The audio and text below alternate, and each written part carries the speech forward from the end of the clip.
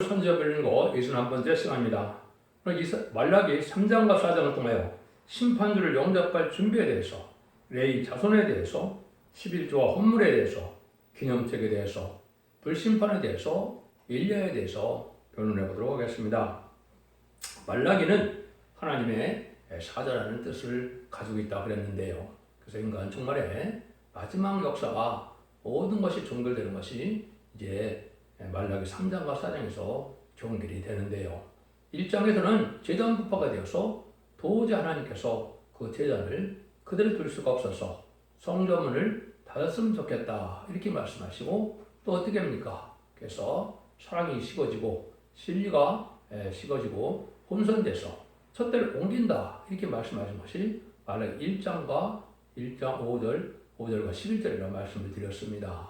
그래서 이러한 제단의 부패는 인간 정만의 예언대로 왔고, 2장에서는 제단의 부패가 무슨 제사장의 부패로 말미암아 온다. 그래서 하나님의 종이 자기의 의심과 체면과 자기의 영광을 산다면 하나님께서는 아주 버리시는 종이다 이렇게 볼 수 있죠.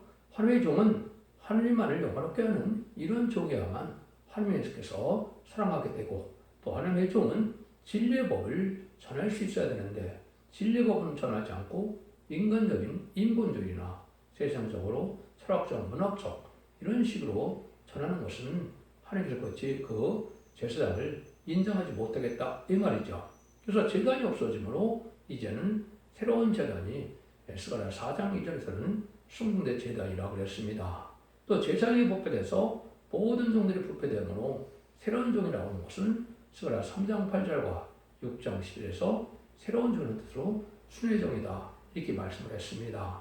그러면 3장과 4장에서는 이제는 그 사명을 누가 할 것이냐, 이것이 이제 결국은 계시록에 예언된 교회는 촛대교회다 이렇게 되겠죠. 그리고 11장 4절에도 보면 두 감람나무 더 쳤다라고 그랬고, 또 계시록 1장 11절에 보면 만왕의 왕신 주님께서 일곱 금뜻대 사이로 오시는 걸 알 수가 있죠. 또 계시록 2장 1절도 일곱 금뜻대 사이에 다니시는 이시가 바로 주님을 알 수가 있는데, 주님은 재림해 주는 촛대기에 오신다는 것을 명백히 말씀하신 것이고, 그 교회의 역사가 어떻게 해서 진행을 하게 되느냐 이거를 알아야 되는데요.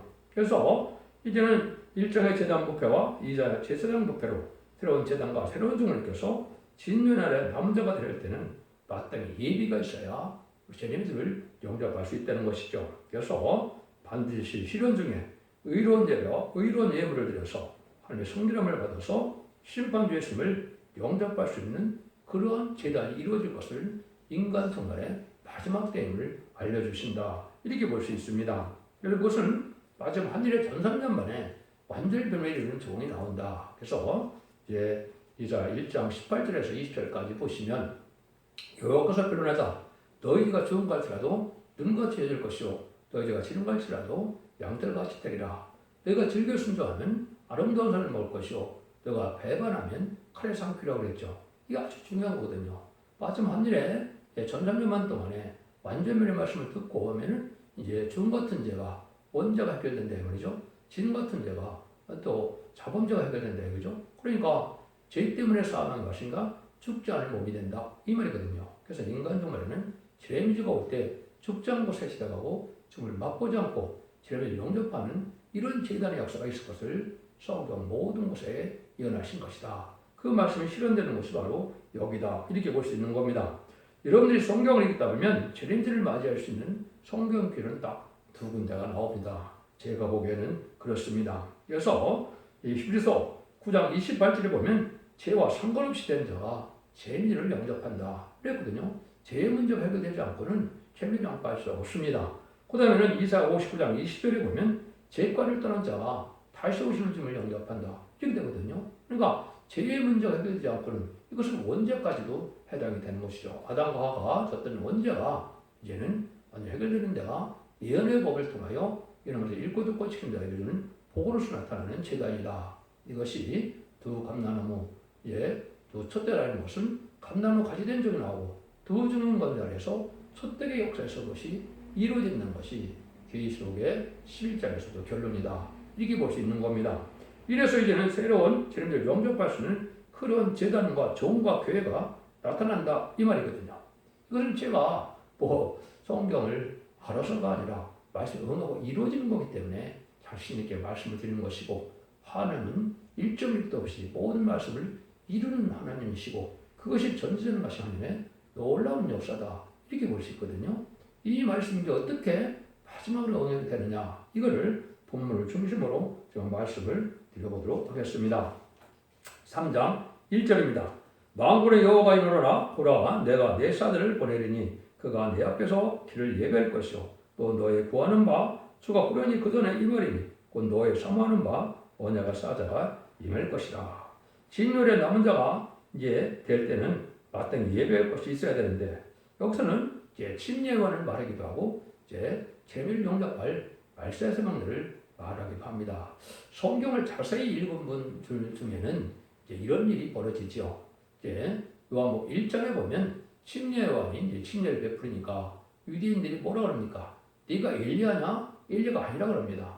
네가 선지자냐? 선지자 아니라 그러거든요. 그럼 네가 누구냐? 근데 뭐라 그럽니까? 나는 이사야 40장 3절에 광야 예천대의 소리다 그렇게 얘기하죠. 그런데 마태복음 17장에 보면 예수님은 또 이렇게 얘기하죠.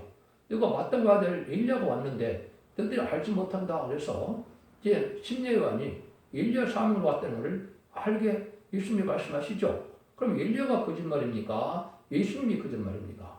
둘 다 거짓말이 아니죠.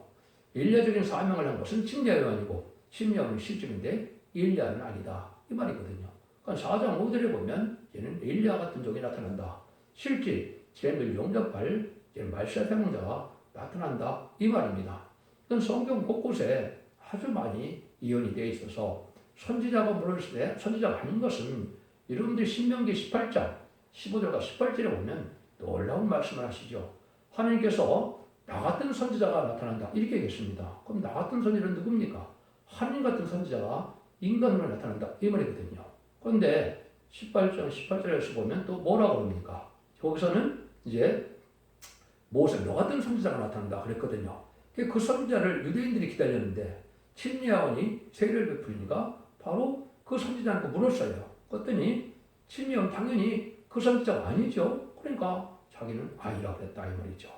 이것이 이제 인간을 아무도 할 수 없는 하나님의 섭리 속에 마지막 사명자가 나타날 걸 보여준 겁니다. 이것은 이제 동방야고 동방의 기름받은 고레스 다시언의 사명자 그 성령하신 말씀 여러 가지로 표현이 되어 있죠.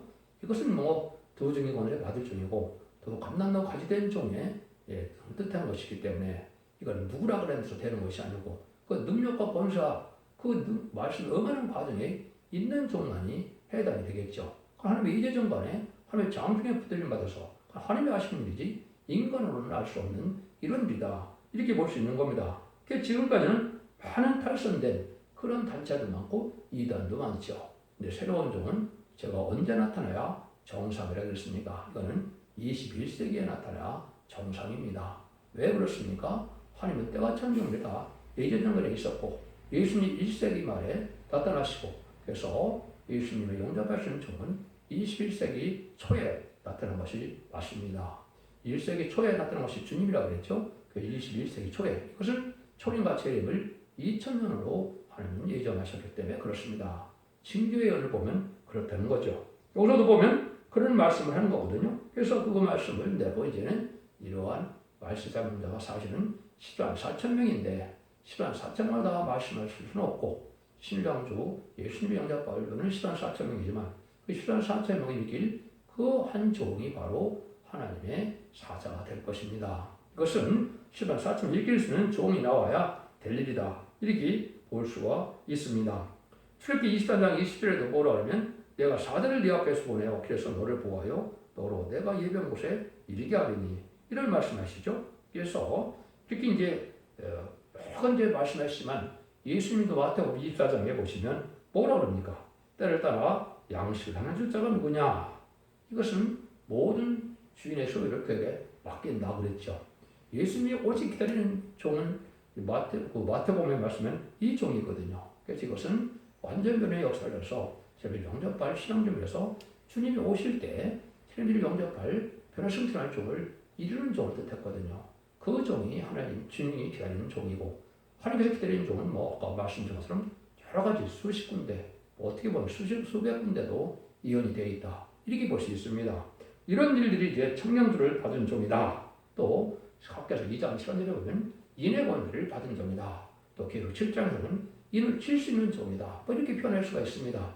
그건 어쨌든 하나님이 예정된 종이 이런 일을 행으로 이런 때가 이루어지는 것이죠.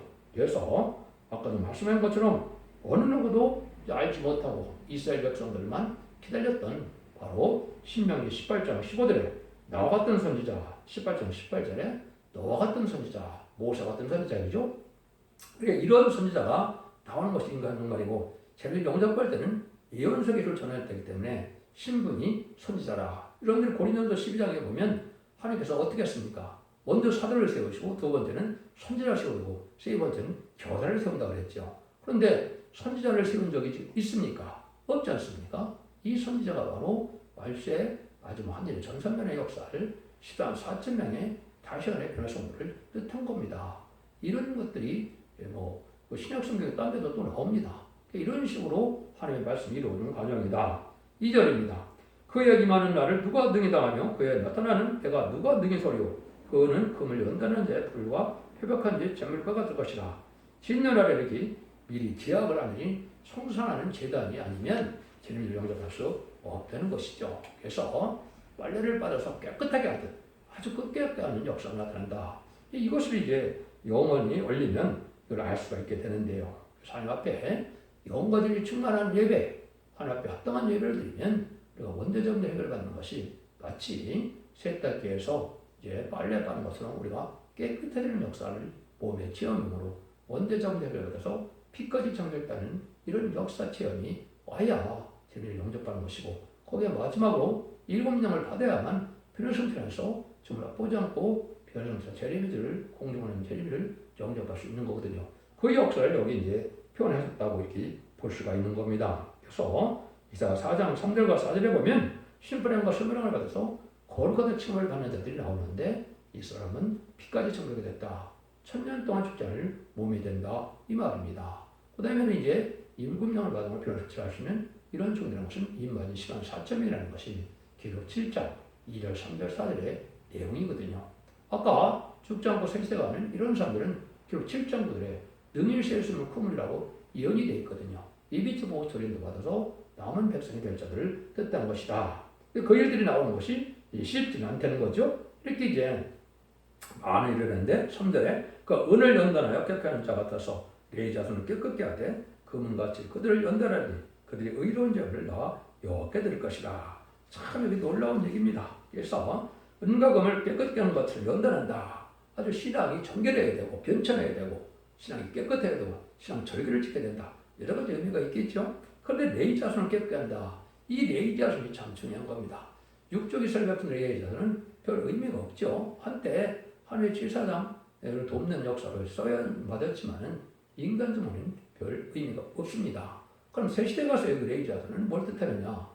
이사야 66장 20절과 21절에 나와 있습니다. 그래서 계시록 1장 6절과 계시록 5장 10절에 보면 너희를 나라와 제사장을 삼는다. 그랬죠. 그 제사장이 바로 이제는 이 말세 사명자를 뜻했는데 이 말세 사명자는 예수님이 하신 일을 먼저 하시면 계시록 5장 9절에 이제는 만민을 필요로 해서 하나님께 드렸다고 그랬죠. 예수 그리스도의 보혈의 공로가 아니면 천국 백성을 될 수가 없습니다. 이걸 신학적으로 만민의 대제사장이다. 이렇게 말씀하시죠. 근데 너희를 왕과 제사장, 나라와 제사장 삼는다고 몇 군데나 나오는데 이것은 바로 이 종들을 통하여 세세가는 백성들을 세트를 인도한다.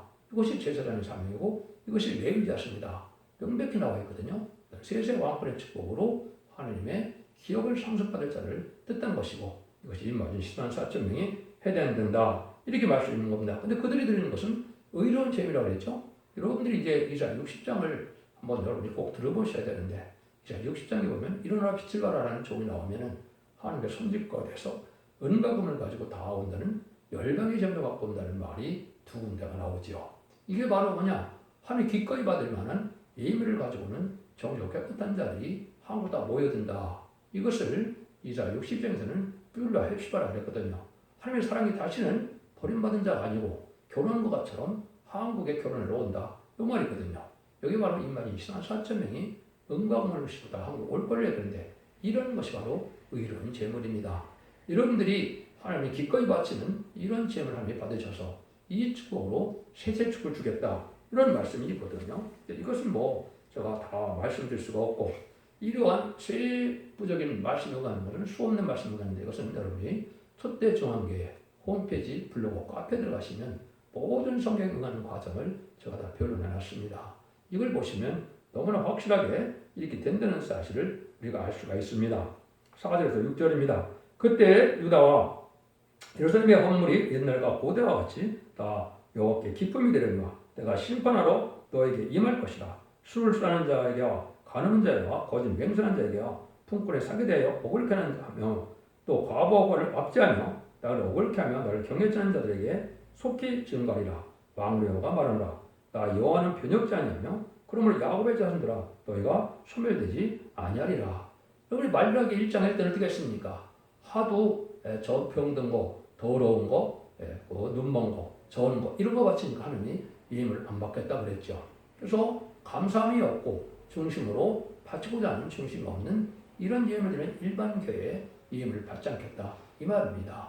기꺼이 받는 자들은 바로 여기서 첫대기에 들어와서 하나님 앞에 감사하는 마음으로 이제는 하나님 앞에 드리고자 하는 마음이 하나님의 인정받는 신앙이 됐으므로 그걸 기꺼이 받아서 세시대축을 준다 이 말씀이거든요. 그래서 이 말씀이 바로 응하는 때가 마지막 하늘의 전산전에 알곡으로 모아질 자들이다. 그 알곡을 모으는 것은 제가 자꾸 말씀드린 것처럼 진리의 심판의 타령지를 전환종의 말씀을 듣고 거기에 순종하여 은혜를 받고 순종하면 알곡이 되고 그 말씀에 순종치 않으면 예언의 법이 있거든요. 순종치 않으면 후삼자에 빠지고 후념에 빠지면 짐승의 피를 받게 되고 짐승의 피를 받게 되면 심판의 대상자, 멸망의 대상자가 돼서 대제사장 때 괴롭받다 아마겟돈 때 악인과 증인이 참멸당하는 것이 하나님의 심판의 방법이다. 이렇게 볼 수가 있는 겁니다. 하나님이 엄중한 말씀을 또 하시죠. 7절에서 12절입니다. 만군의 여호와가 이르노라 너희 열조의 날부터 너희가 나의 규례를 떠나 지키지 아니하였도다. 그런즉 내게로 돌아오라. 그러면 나도 너에게로 돌아가리라. 하였더니 너희가 이르기를 우리가 어떻게 하여야 돌아가리까 하도다. 사람이 어찌 하나님의 것을 도둑질하겠느냐. 그러나 너희는 나의 것을 도둑질하고도 말하기를 우리가 어떻게 주의 것을 도둑질하였느냐 하였나이까 하도다. 이는 곧 11조 헌물이라. 곧 너희 곧 온 나라에 나의 것을 도둑질하였으므로 너희가 저주를 받았느니라. 만군의 여호와가 이르노라 너희 온전한 11조를 창고에 들여 나의 집에 양식이 있게 하고 그것을 나를 시험하여 내가 하늘문을 열고 너에게 복을 쌓을 것이 없도록 붙지 않으나 보라. 만군의 여호와가 이르노라 내가 너희를 위하여 황충을 금하여 너희 토질산을 멸하지 않게 하며 너희 밭에 포도나무에 가시로 기한을 떨어지지 않게 하리니 너희 마땅히 아름다워짐으로 멸망이 너희를 복되다 하리라. 만군의 여호와의 말이니라. 여기 다른 것보다도 이제 11조 헌물에 대한 것이 참 혼선이 그게 있죠. 여러분 유튜브에 보면 11조라면 뭐 저주받는 사람들도 있고 쉽지 않은 분들은 별소리를 달고 있습니다. 물론 이제 은혜 시대는 예수님의 중생보다 더 영원 많은 시대이기 때문에 11조와 상관없이 그 구원을 받는 것이죠. 근데 여기서 말하는 11조 헌물은 그런 뜻이 아닙니다. 재미를 영접할 재단에서 재미를 영접하려면 반드시 11조 헌물을 해야 된다. 헌물은 제가 보기에는 감사헌금입니다. 물론 이제 하나님을 만나러 올 때는 빈손 오지 말라는 주의론금을 드리는 말씀이 있지만 여기서는 제가 보기에는 감사헌금입니다. 감사함이 없는 제사는 하나님 받을 만한 제사가 못 되거든요. 그런데 11조의 감사헌금을 잘 하는 자들은 어떻게 한다고요? 여기서 말하는 것은 이 세상의 복이 아닙니다. 천연왕국에 새하늘과 새 땅에 복을 주겠다. 이 말입니다. 이걸 알지 못하니까 모든 교회들이 이걸 혼선시켜서 11조를 해야 된다는 자들과 하지 말아야 된다는 자들과 해만 범죄라고 하는 자들과 또 해야만 복 받는 개념에서는 맞겠죠. 그렇지만 여기서는 그런 뜻이 아니고요. 이것은 이제는 인간으로 죄를 용납할 마지막 첫대기에 해당되는 말씀이다. 그럴 재단에서는 11조 헌물이 반드시 필요하고 그것을 잘 지켜서 세세축을 주며 그 자들을 이제 3장 16절에서 기념책에 기록되는데 여러분들 지금까지는 예수님을 중단 받아서 생명책에 기록함으로 천국 백성이 되는 용권을 받죠. 죽지 않고 세시다가고 죽음을 맛보자고 배송하는 이 종들과 백성들은 바로 기념책에 기록되어야만 새 시대 가는 겁니다. 기념책이 될 만한 믿음이 없이는 새 시대 못 가는 거거든요. 여러분이 하나님이 엄중한 말씀이거든. 여러분들이 만약에 나온 성경은 그럼 하나님이 헛된 말을 하시겠습니까? 그렇지 않습니다. 모든 말씀이 일절부터 가감없이 증거돼야 되고 이루어져야 되고 인간은 가감할 고난과 이런 것이 없습니다. 인간은 오직 순종 여부만 따지는 겁니다. 여러분들이 그렇게 말씀을 받아들이지 않고는 하나님 앞에 의로운 자가 될 수가 없다. 이렇게 볼 수가 있는 겁니다. 그래서 이러한 모험들한 11조라는 것이 중요하다 그러면 사람들이 반발하게 되는데 세계 축복을 모르니까 그런 일을 하는 겁니다. 눈물, 고통, 질병 없는 완전한 예덴 동굴에 축복되어서 천년 동안 죽음이 없고 고통이 없고 해함이 없고 당황이 없는 천연의 축복을 누리는데 그것이 그렇게 어렵고 가까운 것입니까? 그래갖고는 세계의 축복을 받지 못한다. 이렇게 보실 수가 있습니다. 15절에서 13절 15절입니다. 여호와가 말하노라 이르노라 너희가 완악한 많은 나를 대적하고 이르기를 우리가 무슨 말로 주를 대적하나이까 하는도다. 이는 너희가 말하기를 하나님을 섬기는 것이 헛되니 마음으로 여호와 앞에 그 명령을 지키며 슬프게 행하는 것이 무엇이 유익되려 지금 우리는 교만한 자가 복되다 하며 악을 행하는 자가 창성하다 하며 하나님을 시험하는 자가 하나님을 면한다 하노라. 하나님을 교만한 자들이 입을 함부로 지금 놀린다 이 말이죠. 이게 이제 벌을 받게 되고 화를 받게 되는 이 말입니다. 왜 그렇습니까? 하나님 두려워하는 것도 없고 하나님 은혜도 받아본 적이 없고 하나님 징계와 사랑을 받아본 적이 없으니까 하나님 없는 것처럼 생각하는 것이 예식적이고 종교적인 들포도된 기독교인들입니다.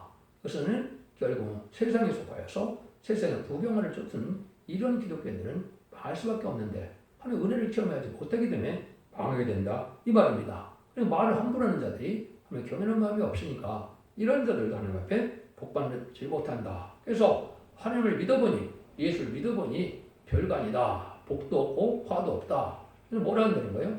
아이고 악한 자가 안 믿는다고 잘 먹고 잘 산다. 이렇게 얘기하죠. 이게 이제 신앙이다. 버려진 땅에 떨어진 신앙이 된 것이죠. 이때 얘기를 이제 수바냐 1장 20절에 보시면 12절인가요? 보시면 뭐라고 그럽니까? 이제 예루살렘을 향하여 등불로 심령이 가라앉는 자들 찾아낸다고 그랬죠. 이런 중에서 예언의 말씀을 전해서 예언의 등불이거든요. 이 말씀으로 하나님의 진리 앞에 온전한 자들을 찾는다 이 말이거든요.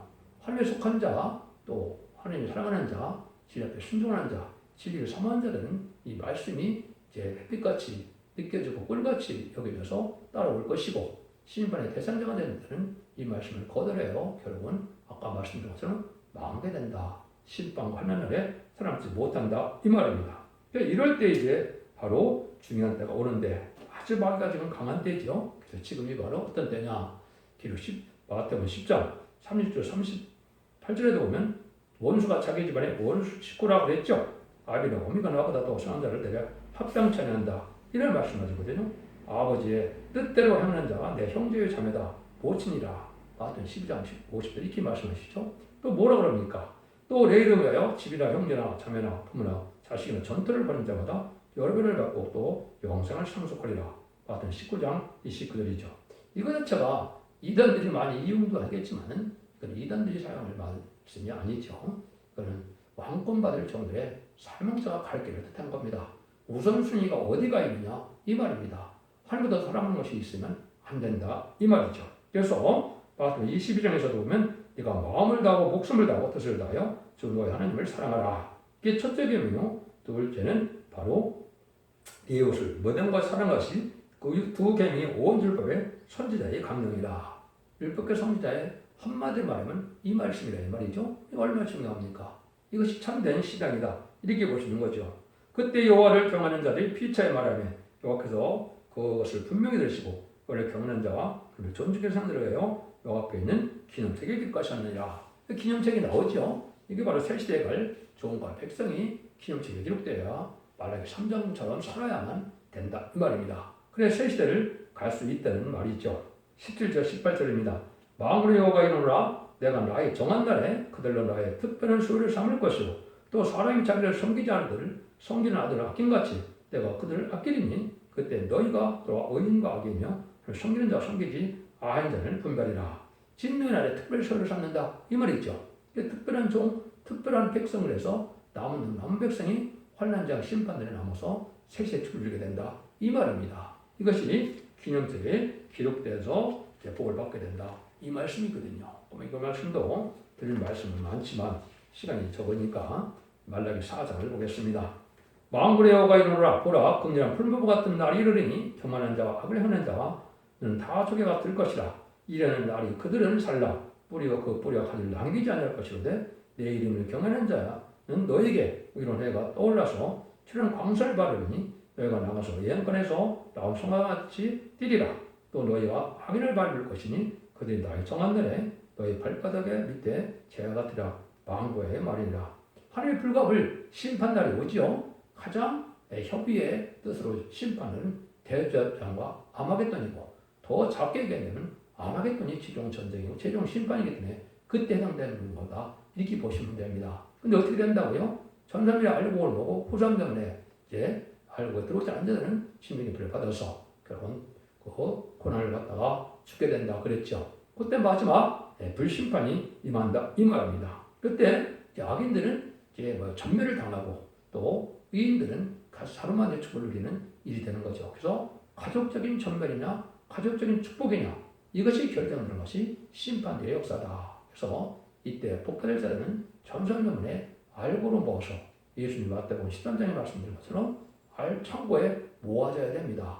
임마누엘 역사에 시온의 무리 역사에 하나가 돼야만 여러분들은 그 복을 누리는 겁니다. 지금은 가라지를 묶는 때가 되기 때문에 이단과 탈선된 자가 많이 있죠.